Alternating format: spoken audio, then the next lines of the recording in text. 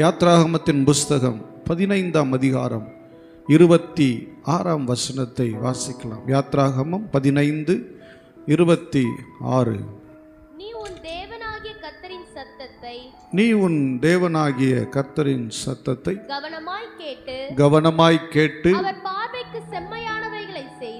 அவர் பார்வைக்கு செம்மையானவைகளை செய்து அவர் கட்டளைகளுக்கு செவி கொடுத்து அவருடைய நியமங்கள் யாவையும் கைக்கொண்டால் நான் எகிப்திற்கு வரப்பண்ணின வியாதிகளில் ஒன்றையும் உனக்கு வரப்பண்ணேன். நானே உன் பரிகாரியாகிய கர்த்தர். அல்லேலூயா. ஆண்டவராகிய தேவன் சொல்லுகிறார், நானே உன் பரிகாரியாகிய கர்த்தர். மக்கள் இன்றைக்கு பரிகாரியை தேடுகிறார்கள். அதாவது தீர்வு கொடுக்கிற நபர்களை மக்கள் தேடிக்கொண்டிருக்கிறார்கள். எல்லா விதத்திலேயும், சரீரத்திலே தீர்வு, குடும்ப பிரச்சனைகளுக்கு தீர்வு, கடன்களுக்கு தீர்வு, எதிர்கால வாழ்க்கைக்குண்டான தீர்வு, எல்லாவற்றிற்கும் தீர்வு கொடுக்கிற நபரை தேடிக்கொண்டு போகிறாங்க. அரசியல் தீர்வு, கொள்ளை நோய்களுக்குரிய தீர்வுகளை தேடி மக்கள் போய் கொண்டிருக்கிறார்கள். ஆனால் ஆண்டவராகிய தேவன் சொல்லுகிறார், நானே உன் பரிகாரியாகிய கர்த்தர். அல்லேலூயா. இந்த சம்பவம் நான் பல முறை நான் பேசியிருப்பேன். ஆனால் மறுபடியும் நேற்றிரவு நான் கர்த்தருடைய பாதத்தில் அமரும்போது கர்த்தர் இதை பேசி சொன்னபடினால் அதை பேசுகிறேன். இஸ்ரேல் மக்கள் செங்கடலை கடந்து ஒரு மகா பெரிய வெற்றி, பார்வோனின் சேனைகள் அத்தனையும் அவர் கவிழ்த்து போட்டார். இஸ்ரேல் மக்கள் 3 நாட்கள் ஒரே கொண்டாட்டமாக, ஆர்ப்பரிப்பாக, மிகுந்த மகிழ்ச்சியோடு கூட வருகிற ஒரு பகுதி தான் இந்த பகுதி. மிகுந்த மகிழ்ச்சி. ஒரு பெரிய வெற்றி இல்லை, கிட்டத்தட்ட 400 வருடங்கள் அடிமையாக இருந்து மக்கள் அந்த தேசத்தை விட்டு வெளியே வராங்க. ஒரு மகிழ்ச்சியோடு வருகிறார்கள். மகிழ்ச்சியோடு வரும்போது 3 நாட்கள் நடக்கும்போது இப்போ இருக்கிற மாதிரி பிரயாண வசதியெல்லாம் கிடையாது இல்லை. 3 நாள் நடந்து வருகிறார்கள். மனைவி பிள்ளைகளோடு கூட நடந்து வருகிறார்கள். ஏறக்குறைய ஆண்கள் மாத்திரம் 6,1723 பேர் என்று சொல்லி ஆண்கள் மட்டும் சொல்லுகிறது. அதே போல் அதற்கு நிகராய் பெண்களும் இருக்கிறார்கள். அதே போல் பிள்ளைகள் கிட்டத்தட்ட ஒரு 30 லட்சம் கிட்டத்தட்ட ஒரு புள்ளி விவரம் சொல்லுகிறது. அவ்வளவு மக்களும் கடந்து நடந்து, அது பாலைவன பகுதி, அங்கே மழை இருக்காது. அந்த வறட்சியில் நடந்து வரும்போது இவர்களுடைய எண்ணமெல்லாம், இவருடைய ஏக்கமெல்லாம், கொஞ்சம் தண்ணி கிடைக்காதா குடிக்கிறதுக்கு அப்படிங்கிற ஒரு ஏக்கத்தோடு கூட வருகிறார்கள். தூரத்தில் பார்க்கும்போது திடீரென்று ஒரு தண்ணீர் தடாகம் இருக்கிறதை போல அவங்க பார்க்குறாங்க. ஓ, நம்ம ஒரு கரெக்டான இடத்துக்கு வந்துட்டோம் போல், கொஞ்சம் தண்ணி இருக்குது, நம்ம போய் என்ன பண்ணிடலாம், அதை குடிச்சிடலாம் அப்படின்னு சொல்லி மக்கள் யோசிச்சு பாருங்கள். கொஞ்சம் பேர் இல்லை, ஏறக்குறைய 30 லட்சம் ஜனங்களும் ஆடு மாடு எல்லாம் சேர்ந்து சொல்கிறேன். அப்போ அவ்வளோ மக்களுக்கு தண்ணீர் வேணும். அப்போ கிட்டத்தில் வேகமாய் போய் மிகுந்த மகிழ்ச்சியோடு கூட, ஏற்கனவே சந்தோஷம் வராங்க, இல்லை தண்ணி தாகம் இருந்தாலும் அந்த மகிழ்ச்சியோடு கூட போய் அவர்கள் என்ன செய்கிறாங்க தெரியுமா? வாசிக்கலாம். 23ஆம் வசனம். அவர்கள் மாராவிலே வந்தபோது மாராவின் தண்ணீர் கசப்பா இருந்ததினால் அதை குடிக்க அவர்களால் கூடாதிருந்தது. போதும். ஹல்லேலூயா. தண்ணியை வாரி குடிக்கிறாங்க, அதை குடிக்க கூடாதிருந்தது. ஏனென்றால் அது கசப்பா இருந்தது. ஹல்லேலூயா. நிறைய நேரங்களில் நாம் தேவனை நம்பி போகிறோம், தேவனை நம்பித்தான் கடந்து போகிறோம். ஆனால் நாம் எதிர்பார்த்தபடி நமக்கு அங்கே மகிழ்ச்சி இருப்பதில்லை. நாம் எதிர்பார்த்த மாதிரி அங்கே இல்லை. தேவனுடைய பிள்ளையே, ஏன் தேவன் அவர்களுக்கு அந்த கசப்பை அனுமதித்தார்? ஏன் இந்த கசப்பு வந்தது? நமக்கு கசப்பான ஒரு அனுபவம் வரும்போது நம்மை நாமே நொந்து கொள்கிறோம். நம்மை நாமே நொந்து கொள்ளுகிறோம். எனக்கு எப்பயுமே இப்படி தான் இருக்கும், என் வாழ்க்கை எப்பயுமே இப்படி தான் இருக்குது, நான் எதிர்பார்த்து போனால் எனக்கு அது கசப்பாக தான் இருக்குது, எனக்கு அது நன்மையாக முடியலை. எனக்கு அன்பான தேவனுடைய பிள்ளையே, நம்முடைய வாழ்க்கையில் கசப்பான சில அனுபவங்கள் வரும்போது தேவன் இந்த இடத்துல என்னை எதற்காக கொண்டு போனார் என்று கேட்க வேண்டுமே ஒழிய, எனக்கு கசப்பை தேவன் கொடுத்தார் என்பதை நினைப்பதற்காக அல்ல. அல்லேலூயா. எதற்காக இந்த இடத்துக்கு கொண்டு போனார்? எரேமியா கர்த்தருடைய வார்த்தை சொல்லுகிற மனிதன் தான், ஆனால் அடி வாங்கினார். கிணத்துல தூக்கி போட்டாங்க, நிலவரைவுக்குள்ள வச்சிருந்தாங்க. இடுக்கத்தின் அப்பம், ஒரு நாள் முழுக்க ஒரே ஒரு ரொட்டி தான், ஒரு நாள் முழுக்க ஆகாரம் கிடையாது. ஆனால் அவருடைய வாழ்க்கையில் ஒரு நாளும் தேவனை அவர் கசந்து கொள்ளவே இல்லை. தேவனிடத்தில் அவர் தன்னுடைய வெறுப்பை காண்பிக்கவில்லை. மாறாக தேவனை அவர் இன்னும் கிட்டி சேர்ந்தார். அல்லேலூயா. ஆனால் இந்த இஸ்ரேல் மக்களுடைய மனநிலை அவர்கள் எதிர்பார்த்தபடி, அவருடைய தாகத்திற்கு ஏற்றபடி இல்லை. இது தவறா? அவங்களுடைய எதிர்பார்ப்பு நியாயம்தான். ஏன்னா 3 நாள் என்ன இல்லை, தண்ணி இல்லை.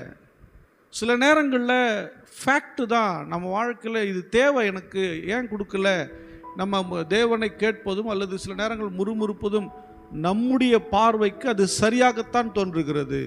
ஏன் இது ஆண்டவர் எனக்கு கொடுத்தாரு, ஏன் இந்த கசப்பை எனக்கு அனுமதித்தார்? அல்லேலூயா. தேவன் ஒரு கசப்பையோ, ஒரு இழப்பையோ, ஒரு நஷ்டத்தையோ, ஒரு போராட்டத்தையோ தேவன் அனுமதித்தால் அதை ஏனென்று கவனித்து நாம் நமக்குள்ளே மாற்றத்தை ஏற்படுத்துகிறவர்களாக இருக்க வேண்டும். அல்லேலூயா. இந்த மக்கள் இவ்வளவு காலம் ஒழுங்கற்று நடந்த மக்கள். எப்படி நடந்த மக்கள்? ஒழுங்கற்று நடந்த மக்கள். இந்த 400 வருட காலங்களில் அவங்கள கண்டிப்பார் இல்லை, அவங்களுக்கு புத்தி சொல்லுவார் இல்லை, அவங்களுக்கு அப்படிப்பட்ட ஒரு சூழ்நிலையும் தேவைப்படலை. சாப்பிட்றதும் வேலை செய்கிறதும் தூங்குறதும் அவ்வளவுதான், வேற எதுவுமே கிடையாது. ஒரு இலக்கே கிடையாது, ஒரு கோல் இல்லை அவங்களுக்கு. இன்றைக்கும் வெளியே இருக்கிற மக்கள் நிறைய பேர் அவங்களுக்கு ஒரு இலக்கே இல்லை. நாங்கள் வேலைக்கு போனால் சாப்பிட போகிறோம், சாப்பிட்டு என்ன பண்ண போகிறோம், எப்போ சாவு வருதோ போக போகிறோம் அப்படிங்கிற ஒரு மனநிலையோடு தான் இருப்பாங்க. ஒரு இலக்கு இல்லாமல் நான் எதற்காக பிறந்திருக்கிறேன், தேவன் என்னை எதற்காக இந்த பூமியில் பிறக்க வைத்தார் என்கிற லக்கு இல்லாமல் ஓடுகிறவர்கள் நிறைய பேர் இருக்கிறாங்க. ஏன் நாமளும் சபைக்குள்ளே இருக்கிற நிறைய பேர் அப்படி தான் இருப்பாங்க. எதுக்காக நான் ரட்சிக்கப்பட்டேன், எதற்காக தேவன் என்னை தெரிந்து கொண்டார் என்கிற அது புரிதலே இல்லாமல் வாழ்கிறவங்க நிறைய பேர் இருக்க தான் செய்வாங்க. ஆனால் தேவனுடைய பிள்ளையே, இந்த கசப்பான அனுபவம் வரும் பொழுது ஏன் இதை எனக்கு அனுமதித்தார் அப்படின்னு கேள்வி நாம் நமக்குள்ளே கேட்டு நான் என்ன செய்ய வேண்டும் என்று கவனிக்க வேண்டும். அல்லேலூயா. ஆமாம், இந்த கசப்பு மாறுறதுக்கு என்ன செய்யணும்? ஒரு சொல்யூஷன், ஒரு தீர்வு எனக்கு வேணும். இதை மாறுவதற்கு என்ன செய்யணும்? நிறைய குடும்பங்களில் கசப்பை தேவன் அனுமதித்திருக்கலாம், சிலர் தாமாகவே கசப்பை ஏற்படுத்தி இருக்கலாம். நாமளே நிறைய நேரங்களில் கசப்பை ஏற்படுத்தி இருக்கிறோம். சில நேரங்களில் கசப்பு தேவன் அனுமதித்திருப்பார். சில நேரம் பிசாசானவன் கொண்டு வந்து கசப்பை உள்ளே கொண்டு வந்து வைத்திருப்பான். கசப்பான அனுபவங்களை கொண்டு வந்து உள்ளே வைத்திருப்பான். நீங்கள் எப்பேற்பட்ட கசப்பை நீங்கள் கடந்து வருகிறீர்கள்? எந்த நிலையிலே கடந்து வருகிறீர்கள்? ஒன்று தெரியுமா? மருத்துவம் சொல்கிறது, அதிகமான கசப்போடும் கோபத்தோடும் எரிச்சலோடும் மூர்க்கத்தோடும் இருந்தால் ஏறக்குறைய அதிகப்படியான மக்கள் அவங்க தான் ஹார்ட் அட்டாக்ல போகிறாங்க, அவங்களுக்கு தான் அல்சர் வருது. அதிகப்படியான கசப்பும் வெறுப்பும் வைராக்கியம் அவர்களுக்கு தான் பேரலைசிங் வருது. அவர்களுக்கு தான் சுகர் பிபியில் என்ன பண்ணுது, ஏறுது. ஏன்னா நோய்கள் எங்கிருந்து வருது? நம்முடைய சுபாவங்கள் இருந்தால் நோயை உருவாகிறது. அல்லேலூயா. அப்போது கசப்பான அனுபவம் இது நம்ம நார்மலாக சொல்கிறேன். நாமளே நிறைய பிரச்சனைகளுக்கு நாமே காரணமாக இருக்கிறோம். அல்லேலூயா. இந்த கசப்பான அனுபவங்களை கடந்து போவதற்கு தேவனை பார்த்து கேட்க வேண்டும், நான் என்ன செய்யணும்ப்பா? அல்லேலூயா. அதற்கு பதிலாக அந்த மக்கள் என்ன செய்தார்கள் தெரியுமா? 24 வாசிக்கலாம். அப்பொழுது ஜனங்கள் மோசேக்கு விரோதமாய் மோசேக்கு விரோதமாய் முறுமுறுத்து எண்ணத்தை குடிப்போம் என்றார். என்னத்தை நாங்க குடிப்போம் அப்படின்னாங்க. நாங்க என்னத்தை குடிப்போம்னு கேட்கிற தப்பு இல்லை, மோசேக்கு விரோதமா முறுமுறுத்தது தப்பு. அல்லேலூயா. தேவன் மோசேயை இந்த பக்கம் அழைச்சிட்டு வாங்குறாரு, அவர் அழைச்சிட்டு வந்தாரு. அவருக்கும் இதுக்கும் என்ன இல்லை, சம்பந்தம் இல்லை. ஏன்னா மோசேக்கு தெரியும் இது வழி கிடையாது. ஆனால் ஆண்டவர் செங்கடலை பிளந்துட்டு போங்கிறாரு. அப்போ எந்த வழியில் தேவன் நடத்துகிறாரோ அந்த வழியில் தான் நடத்தணும், வேறொரு வழியை கொண்டுட்டு போகக்கூடாது. அல்லேலூயா. நிறைய நேரம் நாம் வாழ்கிறதுக்கு ஈஸியான வழிகள் இருக்கும், சம்பாதிக்கிறதுக்கு நிறைய வழி இருக்கும், ரொம்ப ஈஸியான வழியில் நிறைய இருக்குது, ரொம்ப ஈஸியான வழி இருக்குது. ஆனால் நமக்கு தேவன் அதை அனுமதிக்கிறாராங்கிறத ரொம்ப முக்கியம். அல்லேலூயா. நானும் பாஸ்டாக இருக்கேன், என்னை போல் பாஸ்டர்ஸ் நிறைய பேர் நிறைய சைட் பிஸ்னஸ்லாம் பண்ணுறாங்க, நிறைய சைட் பிஸ்னஸ் பண்ணுறாங்க, லேண்ட் பிஸ்னஸ் பண்ணுறாங்க, இன்னும் சில பிஸ்னஸ்லாம் பண்ணுறாங்க, நிறைய ஃபேக்ட்ரி வச்சுருக்காங்க. ஏன் சில பேர் ஜாப் பண்ணிக்கிட்டே பாஸ்டராக இருக்கிறாங்க. ஆனால் எனக்கு நான் செய்கிறேன், என்ன விட மாட்டேங்கிறாரு. எனக்கு அது என்ன பண்ணல, அனுமதிக்கல. ஆண்டவரே, நான் போனால் கொஞ்சம் நல்லா இருக்குமே, யாரு கையும் நான் எதிர்பார்க்க மாட்டேனே, நீ இங்கே இரு. அல்லேலூயா. இப்போது கவனிங்க, ஒவ்வொருவரை தேவன் ஒவ்வொரு விதமாய் நடத்துகிறார். என்னையே இந்த பாதையில் நடத்துகிறார் அப்படின்னா, இங்கே இருக்கிற ஒவ்வொருவருக்கும் ஒவ்வொரு விதமான நிலையை, ஒரு மேன்மையை கர்த்தர் வச்சிருக்கிறார். உங்களுக்குன்னு ஒரு எல்லையை வச்சிருக்கிறார், ஒரு டெஸ்டினேஷன் இருக்குது. அந்த டெஸ்டினியை நீங்கள் என்ன பண்ணணும், கவனித்து நீங்கள் போகணும். உங்களுக்கு அந்த வைத்திருக்கிற எல்லை என்ன, உங்களை எந்த ரூட்டில் கொண்டுட்டு போகிறார், அப்படி தான் கவனிக்கணுமே வழிய நடத்துகிற ஊழியனை முறுமுறுப்பதனால ஒரு பிரயோஜனமும் இல்லை. அல்லேலூயா. உங்களை நடத்துகிற ஊழியன் தேவனிடத்தின் வார்த்தை வாங்கி கொடுக்குறான். உங்ககிட்ட அணுகுகிற அணுகுமுறை அத்தனையும் ஏகதேசம் தேவனுடைய நடத்தின்படி தான் இருக்கும். அல்லேலூயா. ஆமாம். இப்போ மோசே, ஏன்னா என்னைக்கு ஆண்டவர் அழைச்சாருன்னு ஒரு ஊழியக்காரன் காலை எடுத்து வச்சிட்டானோ, இது அவங்க யாருன்னா அவங்க குடும்ப சொத்து கிடையாது, தேவனுடைய சொத்து. அல்லேலூயா. என்னைக்கு நான் ஊழியத்தில் கால் எடுத்து வச்சனோ, நான் எங்கள் குடும்ப சொத்தும் கிடையாது, மக்கள் சொத்தும் கிடையாது, தேவனுடைய சொத்து. அல்லேலூயா. என்னை பாதுகாப்பதும் அவர் தான், என்னை ஆசீர்வதிப்பதும் அவர் தான், எனக்கு தாழ்வு வந்தாலும் அவராலே தான், உயர்வு வந்தாலும் அவராலே தான். அல்லேலூயா. நான் தான் மக்கார் பண்ணி கெட்டு போனால் உண்ட வழிய அவர் என்னை கெடுக்க விரும்புவது இல்லை. அல்லேலூயா. அப்போ நம்ம கவனிங்க, இப்போ இந்த மக்களெல்லாம் முறுமுறுத்தாங்க, என்னத்தை குடிப்போம். உடனே அவர் என்ன செஞ்சார் பாருங்களேன், 25 வாசிக்கலாம். மோசே கர்த்தரை நோக்கி கூப்பிட்டான். மோசே கர்த்தரை நோக்கி கூப்பிட்டான். அப்பொழுது கர்த்தர் மோசேக்கு ஒரு மரத்தை காண்பித்தார். அதை அவன் தண்ணீரில் போட்ட உடனே அது மதுரமான தண்ணீராயிற்று. போதும். கவனிங்க, இவங்க இந்த மக்களுக்கும் மோசேக்கும் உள்ள வித்தியாசத்தை கவனியுங்கள். மக்கள் பிரச்சனை வரும்போது முறுமுறுக்கிறாங்க, கோபப்படுறாங்க. அதே பிரச்சனை மோசேயை அழுத்தும் போது அவர் தேவனை நோக்கி பார்க்கிறார். அல்லேலூயா. தேவனுடைய பிள்ளையை நீங்கள் எப்பொழுது சீஷர்களாய் நீங்கள் பின்வர ஆரம்பிக்கிறீங்க அப்படின்னா, ஃபாலோவர்ஸாக இயேசுவை பின்பற்றுகிறவர்களாக எப்போ மாற ஆரம்பிக்குன்னா, உங்கள் பிரச்சனைகளில், உங்கள் போராட்டங்களில் நீங்கள் முறுமுறுக்காமல் அவரை நோக்கி விண்ணப்பம் செய்யுங்கள். அவரை நோக்கி பாருங்கள், அவரிடத்தில், அவருடைய சமூகத்தில் ஜெபியுங்கள். யார் மேலேயும் பழி போடாதீங்க. நம்ம நல்லா இருக்கும்போது எல்லாம் என்ன பண்ணுவாங்க, ஒரே ஜாலி பண்ணுவாங்க நம்ம கூட இருந்து. நம்ம கஷ்டமாக இருக்குன்னு வச்சுங்களேன், அதுக்கும் அவங்கள தான் ஐடியா கொடுத்துருப்பாங்க. மொத்தப்படி யார் மேலே தூக்கி போட்டுருவாங்க தெரியுமா, எல்லாம் இவனால தான், எல்லாம் இந்த பொண்ணால தான், எல்லாம் இந்த பையனால தான் அப்படின்னு மொத்தப்படி நம்ம மேலே வந்து விழும். அப்போது நல்லா கவனிங்க, மக்கள் நம்ம மேலே சுமைகளையோ பிரச்சனைகளை கொண்டு வந்து தான் வைப்பாங்க. நாம் அதே பிரச்சனை கொண்டு போய் இன்னொருத்தர் மேலே வைக்கக்கூடாது, நாம் அவருடைய பாதபடியில் வைக்க வேண்டும். ஹல்லேலூயா. அந்த அம்மா தான் பழம் பறித்து கொடுத்தது. எந்த அம்மா? ஏவல் தான் பறித்து கொடுத்தது. அவர் பாவம் வாங்கி சாப்பிட்டாரு. இப்போ அவர் சொன்னதில் ஒரு நியாயம் இருக்குது. என்னென்னு, பழம் ஏன்பா சாப்பிட்ட, இந்த பொண்ணு கொடுத்துச்சு. அது கூட என்ன ஆண்டவர் சொல்கிறார், நீ என்ன பண்ணக்கூடாது, இதை மட்டும் சாப்பிடாதன்னு சொல்கிறாரு. வாங்கி சாப்பிட்டான். அந்த மாதிரி என்ன சொல்லுது, இல்லை இதோ அந்த சர்பம் என்னை வஞ்சிச்சு. 2 பேருமே என்ன பண்ணலன்னா, ஒரு பழியை நான் தான் செஞ்சிட்டேன், நான் புத்தியீனமாக செஞ்சிட்டேன், என்னை மன்னிச்சிருங்கன்னு கேட்கறதுக்கு ஒருத்தருக்கும் வாய் வரல. அல்லேலூயா. நிறைய நேரங்கள் நம்முடைய வாழ்க்கையில் இருக்கிற கசப்பு நீங்காமல் இருப்பதற்கு காரணம் அதை ஆமாம் நான் தான் செய்தேன், என்னால் தான் இந்த தவறு ஆண்டவரே, நான் தான் இந்த இதுக்கெல்லாம் பொறுப்பாளின்னு சொல்லி தேவனுடைய சமூகத்தில் விழுந்து என்னை மன்னியும், இதுக்கு ஒரு பதிலை தாருன்னு கேட்டால் கர்த்தர் விடுவிச்சிருவார். அந்த மனசே வராது. ஒருத்தர் மேலே பழியை போட்டு கசப்பு நீங்காது. அல்லேலூயா. தேவனுடைய பிள்ளை, நிறைய கசப்புகளுக்கு, நிறைய பிரச்சனைகளுக்கு, நிறைய சமாதான கேடுகளுக்கு காரணம் என்ன தெரியுமா? யார் மேலேயாவது ஒருத்தர் மேலே நம்ம ஏதோ ஒரு விஷயத்தை கொண்டு போய் வச்சிடுறோம். அல்லேலூயா. அதுக்கு தான் அவர் சொன்னார், நீ யார் மேலே வைக்காதம்மா, நீ யார் மேலே வைக்காதப்பா, என் மேலே வச்சிரு. வருத்தப்பட்டு பாரம் சுமக்கிறவர்களே, நீங்கள் எல்லாரும் என்னண்டைக்கு வாருங்கள், நான் உங்களுக்கு இளைப்பாறுதல் தருவேன். அந்த பாரத்தில் என்கிட்ட கொண்டு வந்துரு, என்கிட்ட வச்சிரு. கர்த்தர் மேல் உன் பாரத்தை வைத்து விடு, அவர் நீதிமானை ஒருபோதும் தள்ளாட விட மாட்டார். என் மேலே வச்சிருவோம் பாரத்தை.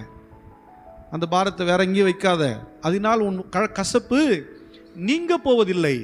நீ என்னுடைய சமூகத்தில் வையே, நான் அதை மாற்றி கொடுப்பேன். மோசேக்கு அது தெரியுது. ஆண்டவரே, இந்த மக்களெல்லாம் ஒரு நிமிஷத்தில் தூக்கிட ஆண்டவரே அப்படின்னு சொன்னானா, ஆண்டவரே நான் என்ன செய்கிறது அவர் சொல்கிறார். அவர் அதற்குண்டான சொல்யூஷனை சொல்கிறார். என் அன்பு தேவனுடைய பிள்ளையே, நீங்களும் நானும் பிரச்சனைகளை யார் மேலேயோ தள்ளிட்டு, சூழ்நிலையெல்லாம் எங்கேயோ யார் மேலேயோ ஏதோ ஒரு இடத்துல கொண்டு போய் வைக்கிறதுக்கு பதிலாக தேவனுடைய சமூகத்தில் நீங்கள் வைப்பீங்கன்னா, தேவன் உங்கள் ஜபங்களுக்கெல்லாம் பதில் கொடுப்பார். உங்கள் ஜபங்களுக்கெல்லாம் நிச்சயம் பதில் கொடுப்பார். நிறைய நேரம் நமக்கு ஜபங்களுக்கு பதிலே வரமாட்டேங்குது. ஒன்று கூட வரமாட்டேங்குது. ஏன் ஜபத்துக்கு பதில் வரல? ஒரு ஜபம் பண்ணிட்டு வந்தால் கூட ஒரு சமாதானம் கிடைக்க மாட்டேங்குது. ஏன் தெரியுமா? அந்த ஜபத்துக்கு என்ன சொல்கிறது, முழுவதுமாக அவருடைய சமூகத்தில் போய் வைக்கல, அர்ப்பணிப்போடு வைக்கல. தேவ சமூகத்தில் அர்ப்பணிப்பாய் வைக்கிற ஜபங்களுக்கெல்லாம் நிச்சயம் பதில் வரும். கர்த்தர் எனக்காக யாவையும் செய்து முடிப்பார். அல்லேலூயா. வேதம் அதைத்தானே சொல்லுகிறது.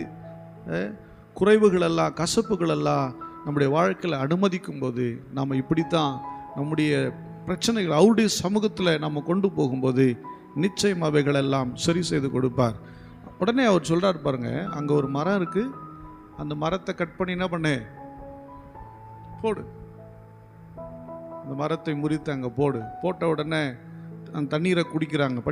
படிக்கலாமா? அது மதுரமான தண்ணீர் ஆயிற்று. போதும். அந்த மரத்தை அங்கே போட்ட உடனே அந்த தண்ணீர் மதுரம் ஆயிடுச்சு. அப்படின்னா இந்த மரம் நம்ம நார்மலாக எங்கே பார்க்கணும், சிலுவை மரத்துக்கு தான் வரணும். எங்கே வந்துடணும்? சிலுவை மரம். இயேசு கிறிஸ்து தொங்கின அந்த சிலுவை ஒரு காலங்களில் சாபமாக எண்ணப்பட்டது. மிக கொடூரமான கொலையாளிகளை, மிக கொடூரமான கள்ளர்களை, மிக மோசமான ராஜ துரோகம் செய்தவர்களை ஏற்றக்கூடியது தான் அந்த தொழுமரம். அல்லேலூயா. அந்த தொழுமரத்தில் மக்களுடைய அத்தனை பாவங்களையும் தான் ஒருவராக ஏற்றுக்கொண்டு எப்பொழுது அந்த மரத்தில் அவர் தொங்கினாரோ அந்த மரம் புனிதமாய் மாற்றப்பட்டது. அல்லேலூயா. அந்த மரம் புனிதமாய் மாற்றப்பட்டது. எப்பொழுது நீங்கள் உங்கள் பிரச்சனையெல்லாம், பாவத்தையெல்லாம் நான் தான் என்று சொல்லி முழுவதுமாக ஒப்பு கொடுத்து என்னை மன்னியும் என்று சொல்லி அவருடைய சமூகத்தில் நீங்கள் வைக்கும்போது நீங்கள் உங்கள் வாழ்க்கையில் இருக்க அத்தனை பாவங்களையும் அத்தனை சாபங்களையும் நீங்கள் முறிக்கும்படியான அதிகாரத்தை தேவன் கொடுக்கிறார். அல்லேலூயா. அப்பொழுதே பதில் வர ஆரம்பிக்கிறது. கசப்பான அனுபவம் எல்லாம் இனிமையாய் மாறிவிடுகிறது. அல்லேலூயா. தேவனுடைய வசனத்தின்படி வாழ நம்ம கொடுக்கும்போதே நிறைய பிரச்சனைகளுக்கு தீர்வை தேவன் கொடுக்கிறார். அல்லேலூயா. ஆமாம். அப்போ பாருங்க, அவர் அங்கே அவர்களுக்கு ஒரு நியமம், ஒரு நியாயத்தையும் கட்டளையிடுகிறார். அல்லேலூயா. இப்போ கவனிங்க, கசப்பை மாற்றிட்டு அங்கே ஒரு ஒழுங்கை கொடுக்குறார். அல்லேலூயா. இப்போ உங்களுக்கு புரியுதா? வாழ்க்கையில் சில கசப்பு வரும்போது, சில பிரச்சனை வரும்போது, சில போராட்டம் வரும்போது அங்கே அவரை கூப்பிடணும். அவர் அதுக்கு விடுதலை கொடுப்பாரு. நிறைய பேர், நிறைய மக்களிடம் முறுமுறுக்க ஆரம்பிச்சிருவாங்க. யார் மேலே பழி போட ஆரம்பிச்சிருவாங்க, யாரையோ ஒருத்தர் சொல்ல ஆரம்பிச்சிருவாங்க, இல்லை ஊழியக்காரனை பேச ஆரம்பிச்சிருவாங்க, இல்லை சபையை பேச ஆரம்பிச்சிருவாங்க. அதெல்லாம் செய்யாமல் நீங்கள் தேவனிடத்தில் வச்சுட்டு நீங்கள் அவர்கிட்ட கேட்கும்போது அவர் அதற்கு பதிலை கொடுப்பார், அதுக்கு ஒரு தீர்வை கொடுப்பார். கொடுத்ததுக்கு அப்புறம் அவர் சொல்லுவார், இப்படி தான் நீ நடக்கணும்னு சொல்லி கொடுப்பார். அல்லேலூயா. இப்படி தான் நீ நடக்கணும், இப்படி தான் நீ வாழணும்னு கர்த்தர் சொல்லி கொடுப்பார். அங்கே அவர்களுக்கு ஒரு நியமத்தையும் நியாயத்தையும் கட்டளையிட்டு அங்கே அவர்களை சோதித்தாராம். அல்லேலூயா. தேவனுடைய பிள்ளை, இன்னைக்கு நாம் கிறிஸ்தவத்திற்குள்ளே இருக்கிறோம். ஒழுக்கம் இல்லாமல் நிறைய பேர் இருக்கிறத இன்றைக்கி பார்க்க முடியுது. திருச்சபை ஒழுக்கம், அந்த திருச்சபை ஒழுக்கம் ரொம்ப முக்கியம். ஆராதனைகளை முறையாய் கலந்து கொள்வது, பரிசுத்த பந்தியிலே கலந்து கொள்வது, ஆராதனை மிஸ் பண்ணாமல் இருப்பது, தேவனுக்கு செலுத்த வேண்டியதை தேவனுக்கு செலுத்துவது, சபைக்கு உழைப்பது, தேவனுடைய ராஜ்யத்தின் சுவிசேஷத்தின் பணிக்காக உழைப்பது, ஜெப நேரங்களில் உங்களுக்கு ஜெபத்தை கொடுக்கும்போது நீங்கள் அந்த ஜெபத்தில் கலந்து கொள்ளணும். எதுவும் எங்களுக்கு டைம் இல்லாமல், அதாவது என்ன சொல்கிறோம், ரொம்ப ஃப்ரீயாக இருக்கும், சில நேரங்களில் ஜெப நேரங்களில் ஃபிக்ஸ் பண்ணுறோம். அந்த நேரங்களில் நீங்கள் கலந்து கொள்ளும்போது நிச்சயம் அதில் ஒரு மாற்றத்தை கொடுப்பதற்காக தான் வைக்கப்படுகிறது. அல்லேலூயா. நீங்கள் அந்த திட்டத்தை நீங்கள் உதாசீனப்படுத்தும் போது அது உங்களுக்கு கிடைக்கிறது இல்லை. அதை நீங்கள் உதாசீனப்படுத்த என்ன பண்ணுறதில்ல, கிடைக்கிறது இல்லை. சில அட்வைஸ் சொல்கிறோம், இப்படி செய்யாதீங்க, இதை இப்படி பண்ணாதீங்க, ஏன்னா அது கர்த்தருக்கு பார்வைக்கு பிரியம் இல்லைங்கிறத நாங்கள் சொல்ல வரோம். ஆனால் அதை உதாசீனப்படுத்தும் போது நீங்கள் அதில் தோல்வி அடைகிறீங்க, நீங்கள் அதில் விரக்தி அடைகிறீங்க. தற்காலிகமாக பார்க்கும்போது எப்படின்னா பெட்டர் மாதிரி தெரியுது, ஆனால் கொஞ்சம் உள்ளே போனால் அது ஃபெயில் ஆகுது. அல்லேலூயா. ஆமாம், நீங்கள் சில நேரங்கள் நமக்கு சாதகமாக இருக்கிற மாதிரி இருக்கிறதெல்லாம் சாதகமானது இல்லை. அது ஒரு பிரச்சனைகளை கொண்டு நிறுத்தும், குறிப்பிட்ட நேரத்தில் கொண்டு அல்லேலூயா. அதனால தான் பாஸ்டர் எப்படி தெரிகிறாருன்னா கசப்பாக தெரிகிறாரு, கஷ்டமாக தெரிகிறாரு. செங்கடலில் கூட்டிகிட்டு போகிறாரு, நான் கூப்பிடல, அவர் தான் கூப்பிடுறாரு. இல்லை, பிளந்து கொடுக்குறது அவர் தான். அல்லேலூயா. தண்ணி காமிச்ச தூரத்துலேருந்து பார்க்கும்போது பெட்டர் மாதிரி தெரியுது, ஆனால் அங்கே என்ன இல்லை, ஆனால் அது அப்படியே இருந்துருமா, இருக்க போகிறது இல்லை. அல்லேலூயா. உன் வாழ்க்கை நீ காண்கிற கசப்பு அதே போல் கசப்பாக இருக்க போகிறது இல்லை. தேவன் அதை இனிமையாக மாற பண்ணுவார். அல்லேலூயா. நிச்சயமாக அது மாறும். அல்லேலூயா. வாசிங்க பார்க்கலாம், 26 படிக்கலாம். நீ உன் தேவனாகிய கர்த்தரின் சத்தத்தை கவனமாய் கேட்டு அவர் பார்வைக்கு செம்மையானவைகளை செய்து அவர் கட்டளைகளுக்கு செவி கொடுத்து அவருடைய நியமங்கள் யாவையும் கைக்கொண்டால் நான் எகிப்தியருக்கு வரப்பண்ணின வியாதிகளின் ஒன்றையும் உனக்கு வரப்பண்ணேன். போதும் சொல்றார். நீ இதெல்லாம் செஞ்சுட்டு வந்தீனா, சொல்ற மாதிரி நீ நடந்துட்டு வந்தீன்னா எகிப்துக்கு வந்த வாதை உன் வீட்டில் வராது, உனக்கு வராது. அல்லேலூயா. வாதையை நான் உங்கள் எல்லைகளுக்குள்ள நான் வைக்கவே மாட்டேங்கிறாரு. அல்லேலூயா. எல்லாருக்கும் உடம்பு சரியில்லாமல் வருது தான், ஆனால் நம்ம உடம்பை எப்படி கெடுத்தோம்? நாமளாக கெடுத்தோமா, தேவன் அனுமதிச்சார், இல்லை பிசாசினால வியாதிகள் பலவீனம் வந்ததா? நிறைய விஷயத்துக்கு நாம் தான் கெடுத்திருப்போம் நம்ம உடம்பை.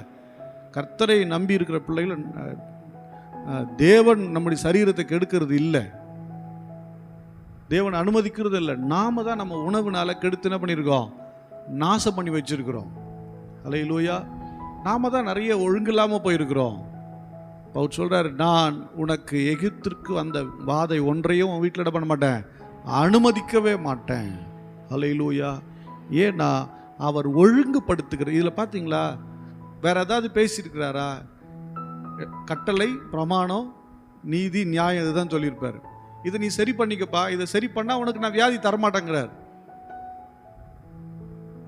இதை சரி பண்ணா போதும், நான் உனக்கு இதை என்ன பண்ண மாட்டேன், அனுமதிக்க மாட்டேன். அப்போ நிறைய விஷயத்திற்கு காரணம் என்னன்னா, நம்ம வேத வசனத்தின்படி நம்முடைய வாழ்க்கையை அமைத்து கொள்ளாததுனால தான் நிறைய பிரச்சனை வருது. வேத வசனத்தின்படி நாம் அமைத்து கொள்ளும் போது வழியெல்லாம் அழகாய் மாறிவிடுகிறது. அல்லேலூயா. அல்லேலூயா. அல்லேலூயா. ஆமாம், சிலருடைய வாழ்க்கை கசந்து போயிருக்கோம். நீங்கள் கூட படிச்சிருக்கலாம். மர் அப்படிங்கிற ஒரு மரம், அந்த மரம் அது இலை கசப்பு, பட்டை கசப்பு, பழம் செர்ரி பழம் மாதிரி இருக்கும். அதுவும் எப்படி தான் இருக்குமா? அதுவும் பயங்கரமான கசப்பு. அந்த மரம் ஒவ்வொரு நாளும் தேவனிடத்தில் அழுததாம், ஏன் ஆண்டவரை என்ன இப்படி கசப்பாக வச்சுட்டீங்க? பக்கத்தில் இருக்கிற செர்ரி மரம், வேறு ஆப்பிள் மரம்லாம் சாப்பிட்டு எல்லாம் சந்தோஷப்பட்டு போகிறாங்க. ஆனால் என்கிட்ட வரும்போது மட்டும் கசப்பு கசப்புன்னு போகிறாங்களே. பல நாட்கள் அழுது. ஆண்டவர் சொன்னாராம், காத்திருன்னாராம், பொறுத்திருன்னாராம். அது முடியவே இல்லை. வருஷங்கள் போய்கிட்டே இருக்குது. வருஷங்கள் போக போக திடீரென்று ஒரு நாள் அந்த மரத்தின் பட்டெல்லாம் தானாக வெடிக்க ஆரம்பிச்சிது. ஹல்லேலூயா. தேவனுடைய பிள்ளையை, சில நேரங்கள் நம்முடைய கண்ணீரான ஜபங்களுக்கு, கசப்பான வாழ்க்கைக்கு பதிலே இல்லாமல் இருக்குது, வர்றதில்லை. ஏன்னா ஆண்டவர் அந்த மெச்சூர்டை எதிர்பார்க்குறார். குறிப்பிட்ட காலம் நாம் கர்த்தருக்குள்ள பலமடைகிற காலம் வரையிலும் வெயிட் பண்ணுறார். உங்களுடைய முழு இருதயத்தை தேவன் அவரிடத்தில் கொடுக்கும்படி விரும்புகிறார். உங்கள் மனசெல்லாம் அவருடைய பாதத்தில் வைக்கும்படி விரும்புகிறார் முழுசாக. நம்ம அதை என்ன பண்ணுறது இல்லை. சில நேரம் அழுது அழுது ஜெபித்து ஜெபித்து நமக்கு பதிலே இல்லாமல் வெடித்து சிதறுகிற நிலையில், அதாவது குழம்பி போன நிலையில், முடிந்தது என்ற நிலையில் வந்து விடுகிறோம். ஆனால் அங்கே தான் கர்த்தர் தீர்வை வைத்திருக்கிறார். ஹல்லேலூயா. சோர்ந்து போய் உடைந்து போய் பதில் இல்லைங்கிற நிலைமைக்கு போகிறோம். அந்த மரம் வெடித்து சிதறி அதிலிருந்து அந்த கண்ணீரை போல அதிலிருந்து என்ன பண்ண தண்ணீர் வர ஆரம்பிச்சது, ஒரு பிசின் வர ஆரம்பிச்சது. ஹல்லேலூயா. இந்த பிசின் வர ஆரம்பித்தோன்னே சம்திங், ஏதோ ஒரு வாசனை வீசுகிறது என்பதை மக்கள் உணர்கிறார்கள். என்ன வாசனை? புதுசாக இருக்கு, நல்லா இருக்கு இது. அந்த பிசினை எடுத்து சில பிள்ளைகள் எடுத்து பார்க்குற வாசனை, எல்லாரும் எடுத்து பார்க்குறாங்க, வாசனை வீசுகிற. இன்னைக்கு வேர்ல்டு லெவலில் கோல்டை விட காஸ்ட்லியான வெள்ளை போலமாக நிற்கிறது. ஹல்லேலூயா. கரங்களை தட்டி தேவனை மகிமைப்படுத்தலாமா? சில நேரங்களில் நம்முடைய கசப்பு நமக்கு மேன்மையை கொடுக்குற மாதிரி தெரியலாம், கொடுக்காத மாதிரி தெரியலாம். ஆனால் நீ கர்த்தரிடத்தில் உன் கண்ணீரை வடித்து உன் இருதயத்தை முழுவதுமாக ஒப்பு கொடுத்து அவருடைய சமூகத்தில் நிற்கும்போது நிச்சயமாக நீ ஒரு நாள் வேல்யூவான மனுஷனாக மாறுவ. நீ ஒரு நாள் வேல்யூவான மனுஷியாக மாறுவ. உன் கசப்பு நீங்கி நீ வாசனை வீசுகிறவனாய் மாறிவிடுவாய். உன் கசப்பெல்லாம் அவருடைய பாதத்தில் கண்ணீராய் விட்டுவிடு. யாரிடத்திலும் கசப்பாக வச்சிடாதீங்க, யாரிடத்துல கசப்பாக இருந்துடாதீங்க. உன் கசப்பை எல்லாம் தேவனுடைய பாதத்தில் கண்ணீராய் விட்டு விடுங்கள், நீங்கள் மனம் வீசுவீர்கள். அதனால தான் சொல்கிறாரு, நானே உன் பரிகாரியாகிய கர்த்தர். நான் தான் உனக்கு பரிகாரி, நான் தான் உனக்கு எல்லாத்துக்கும், நான் தான் உனக்கு பரிகாரம். பரிகாரம் என்ன? இதுக்கு நான் இதை செய்கிறேன் சரியாயிடும் இல்லை, எல்லாமே பரிகாரம். இந்த நோய் எப்படிங்க சரியாகும்? இதை பண்ணுங்க சரியாயிடும், இல்லை இதை போடுங்க சரியாயிடும். பரிகாரம். நம்முடைய வாழ்க்கையில் எல்லாவற்றிற்கும் பரிகாரி இயேசு கிறிஸ்து தான் பரிகாரி. உங்கள் வியாதிக்கு இயேசு கிறிஸ்து தான் பரிகாரி. உங்கள் பலவீனத்திற்கு இயேசு கிறிஸ்து தான் பரிகாரி. உங்கள் தரித்திரத்திற்கு இயேசு கிறிஸ்து தான் பரிகாரி. உங்கள் சாபத்திற்கு இயேசுதான் பரிகாரி. உங்கள் கஷ்டத்திற்கு இயேசு கிறிஸ்து தான் பரிகாரி. மனிதரால் கைவிடப்பட்ட, மருத்துவரால் கைவிடப்பட்ட அத்தனை பேருக்கும் இயேசுதான் பரிகாரி. உறவினால் ஒதுக்கப்பட்ட, புறக்கணிக்கப்பட்ட யாவருக்கும் இயேசுதான் பரிகாரி. அதாவது நானே உன் பரிகாரியாகிய கர்த்தர். என் வாழ்க்கையெல்லாம் இப்படி தான் இருக்கு. எது செஞ்சாலும் எல்லாத்துக்கும் ஒரே வார்த்தை, நான் தான் உன் பரிகாரி, நான் தான் உனக்கு பரிகாரமே, வேற ஒரு பரிகாரம் கிடையாது. என்னுடைய வார்த்தை, என் வசனங்கள் தான் உன் வாழ்க்கையை மாற்றி அமைக்க போகிறது. உன் எதிர்காலத்தை அவைகள் தான் மாற்றி அமைக்க போகிறது. ஹல்லேலூயா. சில நேரம் சில மக்கள் எப்படி தெரியுமா இருப்பாங்க? வாசிக்கலாம் ஒரு சாப்டரை, 2 நாளாகமம் 16:12 படிங்க. ஆசா அரசாண்ட 19ஆம் வருஷத்திலே தன் கால்களில் வியாதி கண்டு, தன் கால்களில் வியாதிப்பட்டு அவன் நோவு மிகவும் உக்கிரமாயிருந்தது. அவன் தன் வியாதியிலும் கர்த்தரை அல்ல பரிகாரிகளையே தேடினான். யார் எனக்கு சுகமாக்குவா, யார் பண்ணுவா, எங்க போனா நல்ல. முதல்ல கர்த்தரை தேடு, மருந்து ஒன்றை தேடி வரும். ஹல்லேலூயா. யாரை தேடு? கர்த்தரை தேடு. ஆசா கர்த்தரை தேடவில்லை. நல்ல மனுஷன்தான், ஆனால் பின்மாற்றம் போயிட்டான். கர்த்தரை விட்டுட்டான். கர்த்தரை விட்டுட்டு யாரை தேடி போகிறான்? பரிகாரி. இங்கே போனால் சரியாகும், அங்கே போனால் சொல்கிறார், முதல்ல எங்கிட்ட வா. அல்லேலூயா. ஆமாம், ஸ்பைனல் கார்டு கேன்சர், அரிப்பிளவு என்கிற வியாதி எசேக்கியா ராஜாவுக்கு. அவனுக்கு தெரியாத, ராஜாவுக்கு தெரியாத மருத்துவமா? ஒன்றும் பதில் இல்லை. எசேக்கியா வந்து ஜோம் பண்ணிட்டு போ, வாங்க ஐயா ஜோம் பண்ணுங்க. ஜோம் பண்ணிட்டு சொல்கிறான், நீ செத்து போவ. அவன் சோபரமாக திரும்பி அழுகுறான், ஆண்டவரே எவ்வளோ நல்லது செஞ்சேன், நினைக்க மாட்டீரா? அவர் வீட்டு வாசலை விட்டு வெளியே வரட்டும்னு கர்த்தர் சொல்கிறார், போய் சொல்லு 15 வருஷம் நான் உயிரை திரும்ப கொடுத்தேன்னு சொல்லு, 15 வருஷம் ஜீவனை கொடுத்தேன்னு சொல்லு, கூட்டி கொடுத்தேன்னு சொல்லு. அவ்வளவு சீக்கிரம் பதில் கொடுக்குற தேவன் நம்முடைய தேவன். அல்லேலூயா. உடனே அவன் சொல்கிறான், அத்திப்பாழை அடைய 3 நாள் போடுப்பா, சரியாயிடுவேன். மருந்து எங்கே இருக்குது? வீடு தேடி வந்துருச்சு. என்ன பண்ணுறதுன்னு தெரியல. தேவனுடைய பிள்ளையே, தேவனுடைய சமூகத்தை பிடித்து ஒழிப்பு விடு, தேவனுடைய சமூகத்தை பிடித்து அசைத்து விடு. உன் வாழ்க்கையில் இருக்க அத்தனை பிரச்சனைக்கும் தீர்வு அவரிடத்திலிருந்து வரும். எந்த பிரச்சனைனாலும் வரும். ஏனென்றால் அவரே நம் பரிகாரி ஆகிய கர்த்தர். சொல்லுங்க, அவரே என் பரிகாரி. சொல்லுங்க, இயேசு என் பரிகாரி, இயேசு என் பரிகாரி, இயேசு என் பரிகாரி, இயேசு என் பரிகாரி, இயேசு என் பரிகாரி. நம்மளர் எழுந்து நின்று கர்த்தரை நோக்கி பார்க்கலாம். உன் வாழ்க்கையில் இருக்கிற கசப்புகளை குறித்து கவலைப்படாது. எதுவும் உங்களுக்கு ஃபேவராக இல்லைன்னு நினைக்காதீங்க. இந்த மாதத்தில் இவ்வளவு நாள் நீ கடந்து வந்த கசப்பெல்லாம் மாறப்போகுது. நிறைய கசப்பை நீ கடந்து வந்தல்ல, அந்த கசப்பெல்லாம் கர்த்தர் மாற்றப் போகிறார். அந்த கசப்புகளுக்கு கர்த்தர் ஒரு தீர்வை வெகு சீக்கிரத்தில் கர்த்தர் அந்த கசப்பை மாற பண்ணுவார். விசுவாசிக்கிறவங்க எல்லாம் கரங்களை தட்டி, ஆமாண்டவரே நான் விசுவாசிக்கிறேன், என் கசப்பை நீர் மாற பண்ண போகிறீர், நீங்க தான் என் பரிகாரிப்பா, நீங்க தான் என் பரிகாரிப்பா, நீங்க தான்ப்பா என் பரிகாரி. நான் எங்க தேடி போய், யாரை போய் நான் என்ன பண்ண போறேன்? எதை தேடி போய் நான் எப்படி விடுதலையாக போறேன்? உங்களை தவிர என்னை விடுதலையாக்க வேறொருவர் இல்லை. உங்களை தவிர வேறொரு பரிகாரி என் வாழ்க்கையில இல்லப்பா, வேறொரு நபர் இல்லை. ஆண்டவரே எங்களை குணமாக்கோ, எங்கள் தரித்திரங்களை மாற்றோ, எங்கள் சாபங்களை நீக்கோ, எங்கள் பாவ சுபாவங்களை நீக்கோ, அருவருப்புகளை நீக்கோ. ஆண்டவரே கண்ணீரை மாற்றோ, போராட்டங்களை மாற்றோ, வியாதி படுக்கையை மாற்றோ. நாங்க நம்புறப்பா, நீங்க தான் எங்க பரிகாரி, நீங்க தான் எங்க பரிகாரி, நீங்க தான் எங்க பரிகாரி. பிரச்சனை வரும்போது, போராட்டம் வரும்போது வேற யாரும் ஞாபகம் வரக்கூடாது. இயேசு என் பரிகாரி தான் ஞாபகம் வரணும். எவ்விதமான சூழ்நிலை வந்தாலும் இயேசு என் பரிகாரி, இயேசு என் பரிகாரி. இது தாண்டவரே எங்களுக்கு ஞாபகம் வரணும். அது தாண்டவரே எங்களுக்கு ஞாபகம் வரணும். உடைய நாமமே எங்களுக்கு பரிகாரம். இயேசு என்கிற நாமமே எங்களுக்கு பரிகாரம். என் அன்பு மகனே மகளே, சோர்ந்து போனாயோ? அந்த மர் என்கிற மரம் கசப்பினால் மிக வேதனை அடைந்தது. காலம் வந்தது, அந்த மரம் முதிர்ச்சி அடையும் போது, பல வருடங்கள் காத்திருந்து அது முதிர்ச்சி அடைந்து வெடித்து விடும்போது, சில நேரம் சில பிரச்சனை இருதயமே வெடிச்சிடுற மாதிரி இருக்கும், முடிந்து போனது மாதிரி இருக்கும், செதஞ்சு போயிட்டேன், உடைஞ்சு போயிட்டேன், கெட்டு போயிட்டேங்கிற மாதிரி இருக்கும்.